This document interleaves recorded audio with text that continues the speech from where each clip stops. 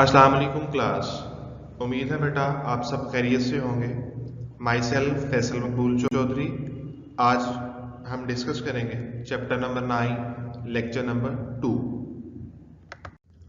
Chapter number 9 lecture number 2, इसमें जो हम टॉपिक डिस्कस करेंगे, first one is entering data in cell, second one is procedure to entering data in cell, third one is different types of data in cell, and fourth one is cell reference, and fifth one is differentiate between relative and absolute referencing, and the last one is name range. Procedure to entering data in cell.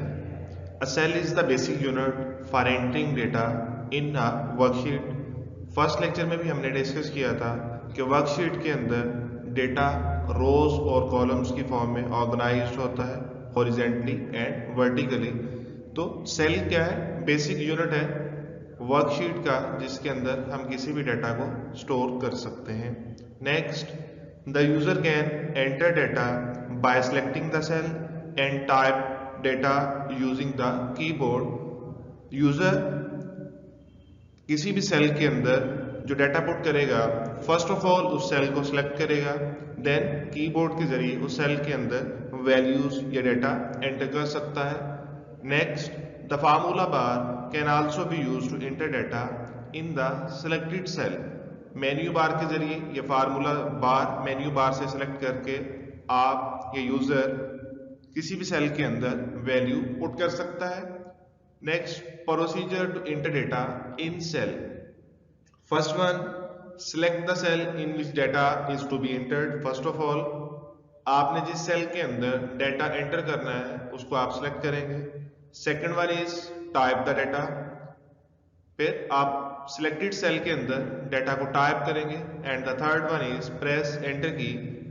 After typing जब आप enter की press करेंगे तो data उस cell के अंदर stored हो जाएगा। Discuss different types of data in Excel. First one is label. Label are used to identify a value or series of value. Label किसी भी वैल्यू को वर्कशीट के अंदर आइडेंटिफाई करने के लिए इस्तेमाल होता है या एक से ज़्यादा वैल्यूज़ को या सीरीज ऑफ वैल्यूज़ को आइडेंटिफाई करने के लिए इस्तेमाल किया जाता है। Next, label are helpful in making the worksheet meaningful. Obviously जब लेबल्स के अगेंस्ट डेटा स्टोर्ड होगा, लेबल बेसिकली हमने फर्स्ट लेक्चर में भी डिस्कस किया था, B5, A1, A3, C4, ये लेबल्स हैं हमारे पास जो किसी भी डेटा की तरफ रेफरेंस करते हैं हमें या रेफरेंसिंग में हमारी हेल्प करते हैं। तो इस रेफरेंसिंग से, इस लेबलिंग से हमारा जो वर्कशीट का डाटा है वो मीनिंगफुल हो जाता है। Second type of data in Excel is values. Values are usually numeric data type in different cells. The values can be whole number, decimals, negative numbers, currency and scientific notation. Values जो है वो basically numeric data है हमारे पास। Different cells के अंदर different numeric values store हो सकती हैं किसी भी वर्कशीट के अंदर। तो जो वैल्यूज हमारे पास होंगी वो होल नंबर्स हो सकते हैं, डेसिमल नंबर्स हो सकते हैं, नेगेटिव नंबर हो सकते हैं, करेंसी वैल्यूज हो सकती हैं, या हमारे पास कोई भी साइंटिफिक नोटेशन हो सकती है। इन तमाम टाइप्स ऑफ वैल्यूज को हम वर्कशीट के अंदर स्टोर कर सकते हैं। The next data type of Excel is dates. Dates are values that can be used in calculations to create new dates or calculate time interval. Dates हमारे पास इस्तेमाल होती हैं, हम किसी भी टाइम पीरियड को, टाइम स्पैन को कैलकुलेट कर सकते हैं, इसलिए डेट्स हमारे पास एक्सेल के अंदर यूजफुल हैं। Next type of data in MS Excel is formula. A formula is an expression that produce some value. Formula may be simple or complex. हम माइक्रोसॉफ्ट एक्सेल के अंदर स्प्रेडशीट में डिफरेंट फार्मूलाज को according to need इस्तेमाल करते हैं।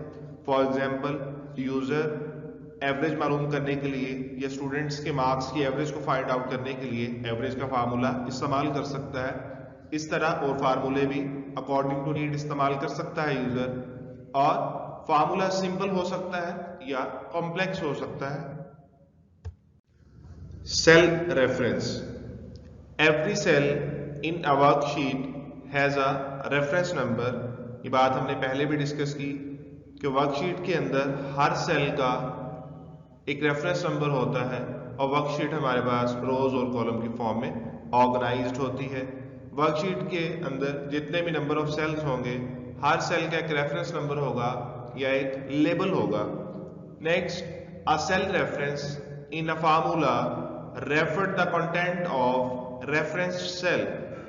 हम formula के अंदर किसी भी सेल का रेफरेंस जब पुट अप करेंगे तो उन सेल्स की जो वैल्यू है वो फार्मूला उनको कैलकुलेट कर देगा। Next, it increase the flexibility of formula if the content of reference cell are change the result of formula is automatically change. हम जिन सेल का रेफरेंस फार्मूला को पुट करेंगे, अगर हम सेल के रेफरेंस चेंज करेंगे तो उसके अकॉर्डिंगली फार्मूला में वैल्यूज भी चेंज हो जाएंगी, और इसी तरह ऑटोमेटिकली रिजल्ट भी चेंज होगा। Next, a cell reference consist of row and column number. जो किसी भी सेल का जो रेफरेंस नंबर होगा, ये बात हमने पहले भी डिस्कस की कि जो रेफरेंस नंबर होगा उसमें एक हमारे पास कैरेक्टर होगा जो कॉलम को रिप्रेजेंट करेगा, और एक नंबर होगा जो रो को रिप्रेजेंट करेगा। For example, B3 refers to row number 3 in column B। अब B3 में B कॉलम को रिप्रेजेंट कर रहा है और 3 रो को रिप्रेजेंट कर रहा है, और जहां पे ये दोनों आपस में इंटरसेक्ट करेंगे, ये उस सेल का एड्रेस होगा या उस सेल का लेबल होगा B3। The formula G8 plus Y10 will edit the values of G8 and Y10। इस फार्मूला के अकॉर्डिंगली G8 में वैल्यू ऐड हो रही है Y10 की। जब इस फार्मूला को अब दो एड्रेस या दो लेबल असाइन हुए हैं, first one is G8 and second one is Y10, तो ये फार्मूला इन दोनों जो वैल्यूज हैं, ये जो दोनों एड्रेस हैं, ये दोनों जो लेबल हमने असाइन किए हैं इस फार्मूले को, तो G8 के सेल में जो वैल्यू पड़ी होगी और Y10 के सेल में जो वैल्यू पड़ी होगी, ये उन दोनों को आपस में ऐड कर देगा। Next, range. If the formula use continuous cell.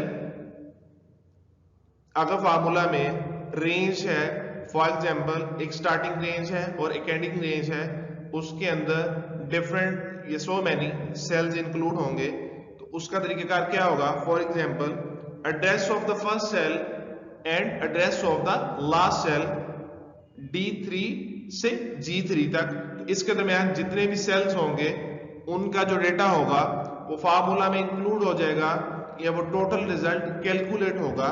Starting और एंडिंग रेंज इसमें डिफाइंड है, अगर हमारे पास जो सेल होंगे वो कॉन्टिन्यूअस होंगे। Differentiate between relative and absolute referencing. First one is relative referencing. Referencing cells by column and their row label such as A1 is called relative referencing. अब इसमें जो रो और कॉलम होगा उसका जो लेबल है वो A1 है।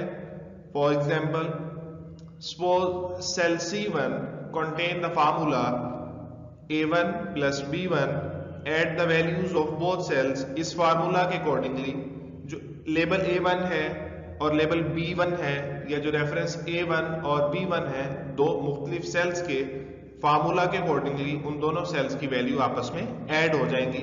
Note, if it is copied to cell C2, the formula will change to A2 plus B2 automatically.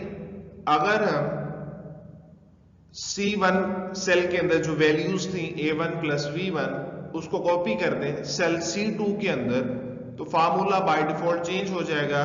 उसमें A1 और B1 थे, जब C1 का फार्मूला C2 में कॉपी होगा तो उसके अंदर सेल A1 और B1 थे, इसके अंदर बाय डिफॉल्ट A2 और B2 हो जाएंगे automatically by default. In C2 to add the values in A2 and B2 in the new row.